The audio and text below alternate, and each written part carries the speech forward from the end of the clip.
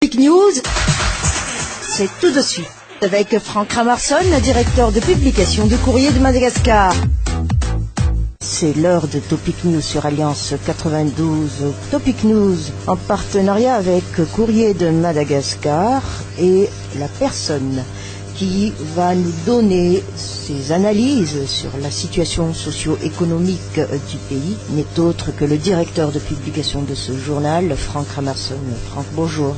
Bonjour Prisca et bonjour à tous les auditeurs de ce matin. Eh bien, déjà la première semaine du mois de février aussi touche à sa fin. Les présentations de vœux aussi, sans doute, prennent fin, puisque le mois de janvier s'y apprête. Mais après, il faut reprendre tout le système de travail avec, d'ailleurs aussi, rappelons-le, Franck Ramarson, la mise en place d'une bonne gouvernance au niveau de l'administration publique. Et puis, tout dernièrement, eh bien, c'était au ministère des Affaires étrangères de présenter ses vœux à tout son personnel, et mot diplomatie a été retenu. Il n'y a pas de diplomatie parallèle de d'un et de deux, c'est l'année de la diplomatie pour Madagascar. Alors pour vous, de cette déclaration, est-ce que c'est déjà une confirmation ou une précision ou une interpellation? Pour ceux qui suivent l'activité diplomatique dans le monde, pour ceux qui connaissent comment fonctionnent les rouages, surtout dans un pays francophone, en l'occurrence d'abord la France, c'est que la diplomatie parallèle a toujours existé. Et vous savez très bien que à l'Élysée, depuis toujours, il y a une cellule africaine qui, je dirais, gère la diplomatie entre la France et les ex-pays colonies françaises. Ce qui se passe actuellement, c'est que peut-être que la comparaison est un peu grossière, mais il faut quand même savoir que c'est la diplomatie parallèle française qui a toujours, je dirais, mené les négociations, la reconnaissance de ce régime de transition même avant l'heure. C'est-à-dire que donc c'est le cabinet de Sarkozy, en l'occurrence le secrétaire général de l'Élysée, avec le conseiller Afrique actuel qui s'appelle André Parent, qui ont toujours mené des actions parallèles par rapport au Quai d'Orsay, et que dans l'histoire première des débuts de la transition, il faut dire que c'est la cellule africaine de l'Élysée, surtout le secrétaire général Claude Guéant, qui a, je dirais, introduit l'actuel président de la transition chez Muammar Kadhafi. Que là, vous voyez très très bien ce qui se passe donc dans un pays comme la France, qui a été, je dirais, promis donc dans le droit chemin de la diplomatie classique, c'est-à-dire que le ministre actuel des Affaires étrangères, Alain Juppé, a donc repris en main ce que j'appellerais la politique étrangère de la France, et que, comme vous le voyez, il est dans toutes les tribunes pour donc parler au nom donc de la souveraineté française. Je reviens à Madagascar parce que il y a toujours, je dirais, cette comparaison, l'idiote comme on dit, que l'on fait donc de ce qui se passe à l'extérieur. Donc c'est une imitation aussi, copie-coller, mais qui ne cadre pas du tout avec la réalité. C'est-à-dire que nous avons un brillant ministre des Affaires étrangères, diplomate, ambassadeur pendant 12 ans de plusieurs régimes aux États-Unis, qui connaît bien les rouages, comment ça se passe dans les allées des couloirs des Nations Unies ou des couloirs des grandes conférences internationales, en l'occurrence Pierre Narvel. Et à côté, la présidence nomme un directeur des relations internationales qui s'occupe aussi des affaires étrangères et qui a été envoyé à Addis Abeba pour faire soi-disant du lobbying pour représenter Madagascar à la conférence donc de l'Union africaine, dont elle a été refoulée puisque Madagascar n'a pas encore été exempte, je dirais, de sanctions qui ont été prises par cette organisation, et que le dossier de Madagascar n'est pas passé encore dans les mains donc de ceux qui doivent le juger, puisque le monsieur Fransman n'a pas encore fait son rapport. Qu'est-ce que je veux dire par là? Je veux dire simplement que si monsieur Perrault-Zonarvel n'est pas allé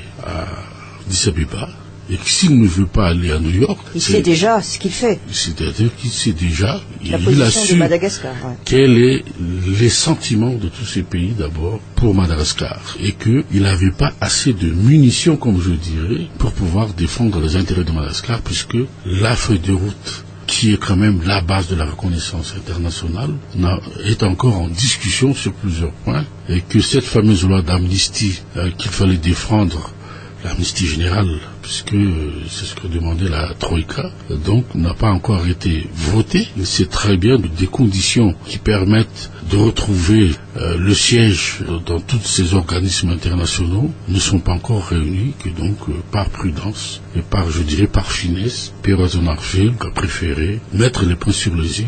Il a dit pas de diplomatie parallèle, pas de tête bicéphale à la tête de ce qui se passe à l'extérieur. Madagascar ne doit parler que d'une seule voix, et que s'il y a lobby une affaire, c'est l'affaire du ministre des Affaires étrangères. C'est consensuel aussi.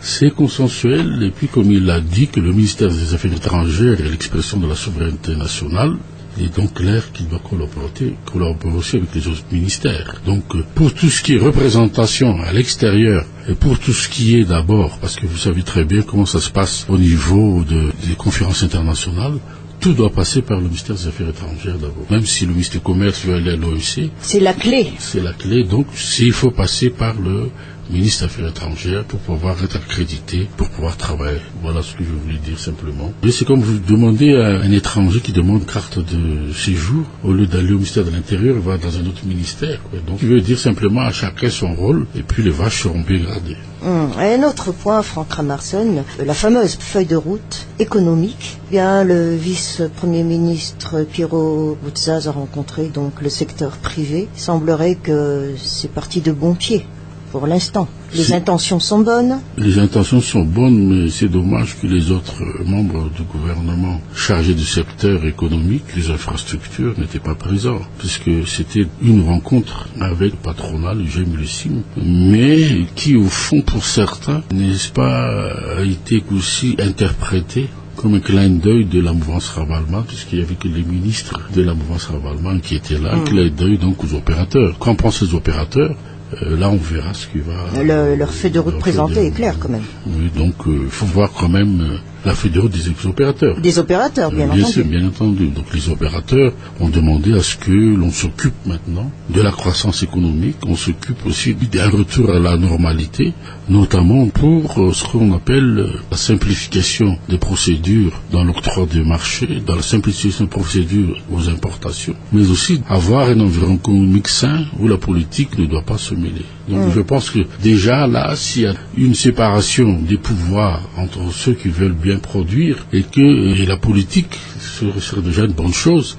Et à côté, comme je vous ai dit depuis quelques émissions, cet atelier de bonne gouvernance, s'il y a une administration dynamique, une modernisation de l'administration efficace au service des contribuables, dont les opérateurs économiques, dans le secteur privé, donc je pense qu'il y aura une certaine amélioration. Donc je pense qu'il faut, je dirais, améliorer le dialogue entre l'État et les opérateurs, mais aussi il ne faut pas oublier le dialogue tripartite avec les partenaires sociaux, puisque c'est bien de produire, mais c'est aussi qu'il faut que les conditions sociales soient requises pour les travailleurs. Et l'autre point qui laisse quand même perplexe chacun, c'est cette histoire SMMM et les policiers. Ça dure, on se renvoie la balle, on se croit être maître de quelque chose, mais en fin de compte, voilà, où nous en sommes, tout le monde souffre. C'est un match entre les porteurs de toges, comme on dit, et c'est le porteur d'armes, le policier. Moi, je pense que, d'un côté comme d'un autre, chacun a raison.